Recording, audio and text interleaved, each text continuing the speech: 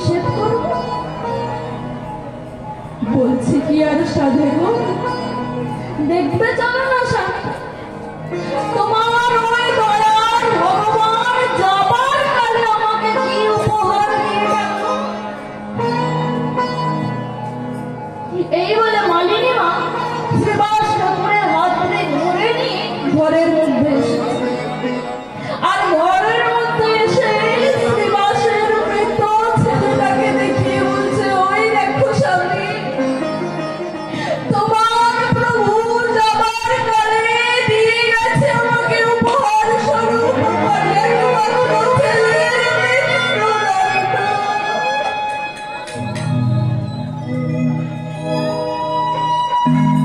মালিনী, এটা কি বলছো? আমার গোপাল ওখানে কেন মন ভরেছে? জানো স্বামী, গতকাল রাত্রিতে যখন তোমার ভগবান হরিনাম করছিল, নাচছিল, গাইছিল, বলছিল হরিনামে মারা বাজে, হরিনামে গাছ নাচে, হরিনামে কুষ্ঠ ব্যাধি মোচন হয়। ঠিক সেই সময় আমার ওই ছোট্ট গোপাল ছুটে এসে আমার কাছে বলছে, মা, ও মা, আমার না বড় বুকে ব্যথা করছে, কষ্ট হচ্ছে, জল খাবে বাবা? এই বলে যেই না আমি ছুটে জল আনতে গেলাম, ছুটে এসে জল নিয়ে এসে দেখি ওই ছোট্ট গোপাল আমার চোখের সামনে ছটফট ছটফট করতে করতে প্রাণ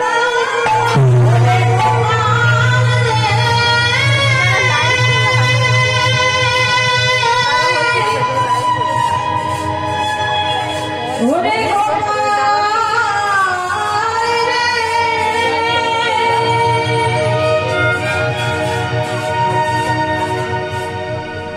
ওরে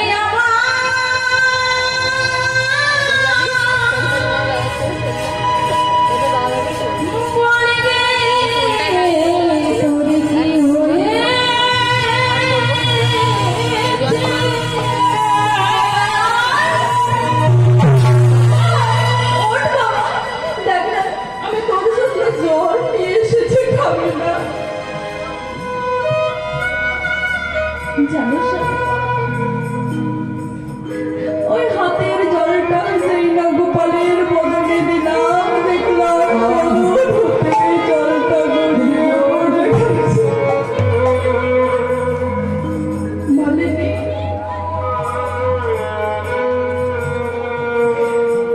এই ঘটনা যখন ঘটলো তুমি আমায় ডাকলে না কেন? মালিনী, ঘটনাটা তো ঘটেছে কালকে রাত্রিতে, তুমি তো আমায় একবার বলতে পারতে। কি করে বলবো স্বামী?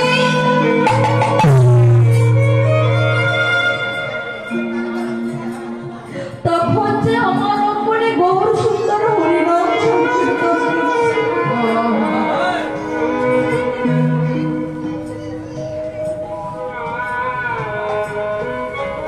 কিন্তু মালিনী, তুমি তাহলে আজকে কাঁদলে কেন?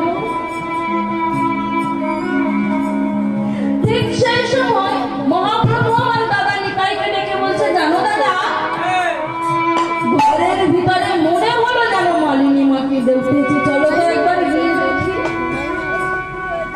এই বলে মহাপ্রভু যেই না আমার শ্রীবাস অঙ্গনে পা রেখেছে, সঙ্গে সঙ্গে মালিনী দেবী ওই মৃত পুত্র গোপালকে শ্রীবাসের চরণে আমার মহাপ্রভুর চরণে ছুঁড়ে দিলেন। না প্রভু, না।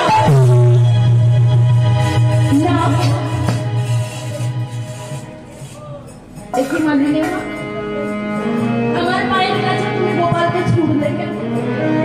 ওর কি হয়েছে? আমি বলবো কেন? তুমি না উদার চাকরি, তুমি না কলিযুগের গৌর ভগবান,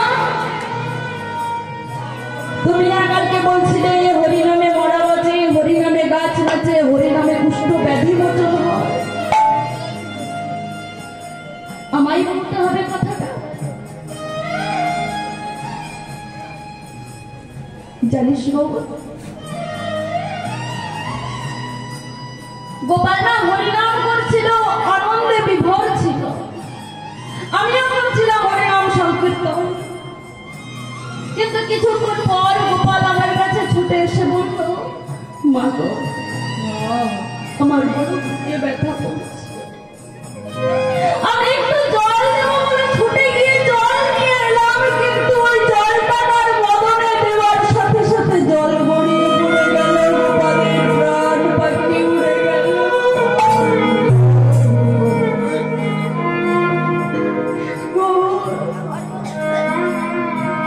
আজ সকালে শুনলাম তুইও নাকি আমার অঙ্গন ছেড়ে চলে যাবি। গৌরে, তুই তো ভগবান, তোর কাছে আমার কোনো চাওয়া দিবি বাবা। মা, কি চাও তুমি আমার কাছে? কি চাইবো? শোনো, হয় তুই আমার মৃত পুত্রকে আমার কোলে ফিরিয়ে দিয়ে যা, নতুবা যাবার কালে তোর একটি পা আমার গলার উপর দিয়ে চলে যাচ্ছে।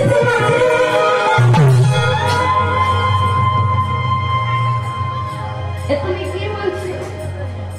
তুমি যে আমার মায়ের মতো, তোমার গলায় কি আমি পা দিতে পারি?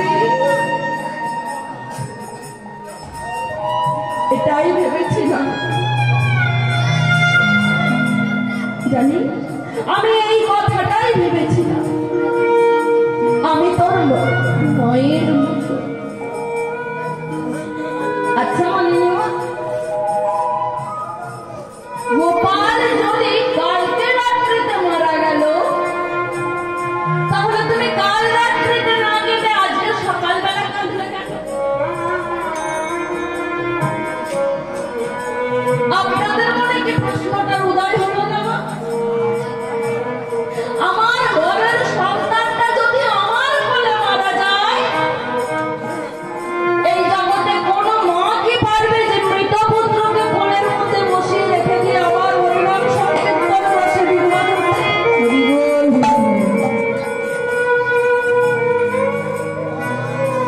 মা গো, গোপাল যদি গতকাল রাত্রিতে মরলো, তাহলে তুমি কালকে না কেঁদে আজকে কাঁদছো কেন? বড় সুন্দর এই প্রশ্ন।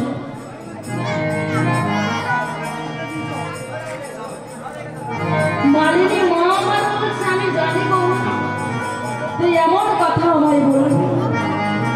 হয়তো তুই ভাবছিস যে আমি কালকে রাত্রিতে যদি কাঁদতাম আর আমার বাড়ির হরিনামের হাতটা যদি ভেঙে যেত, এই ভয়ে বলছি আমি কাঁদি।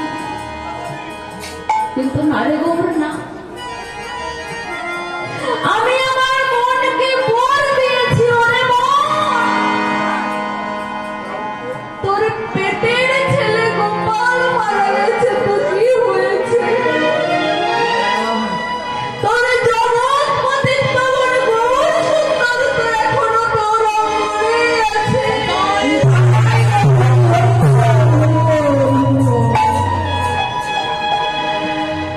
ওরে গৌর, এই যে বললি না যে আমি নাকি তোর মায়ের মতো, কথাটা তো ঠিক। যেদিন নিম গাছের তলায় তুই প্রথম জন্ম নিয়েছিলি, সর্বপ্রথম তোকে আমি কোলে নিয়েছিলাম। তাই আমি ছিলাম তোর ধাত্রী মা। আমি মনকে মোর দিয়ে বলেছিলাম, ওরে মন, যে ছেলেটাকে পেটে ধরেছিস সবার সন্তান বেঁচে থাকে না পৃথিবীতে। তোরও না হয় পেটের ছেলেটা মারা গেছে, কিন্তু তুই চিন্তা করিস না মন। দেখ, জগতের যিনি ঈশ্বর, জগদীশ্বর এখনো সন্তান রূপে তোর আঙিনাতে আছে।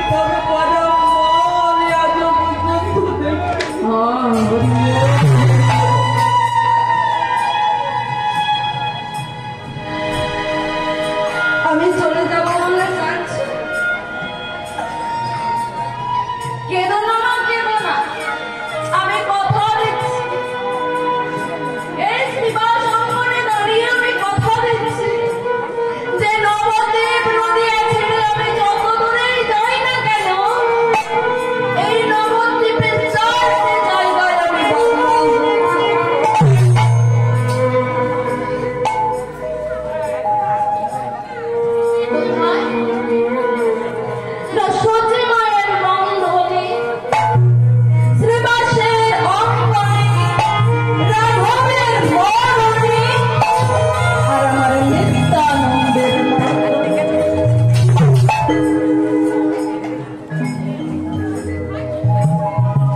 এই যে পূর্ণ ব্রহ্ম স্বয়ং সনাতন গৌর সুন্দর জগৎবাসীরা তাকে ভক্তি ভরে কত কিছু খেতে দেয়, কত দামি দামি ফল, দামি দামি মিষ্টান্ন আদি দিয়ে আমার ভগবানের সেবা দেয়, কিন্তু আমার মহাপ্রভুর তাতে পেট ভরে না। তিনি যতক্ষণ না আমার সতী মায়ের হাতের রন্ধন খাবার খেতে পারে আমার মহাপ্রভুর খেয়ে তৃপ্তি।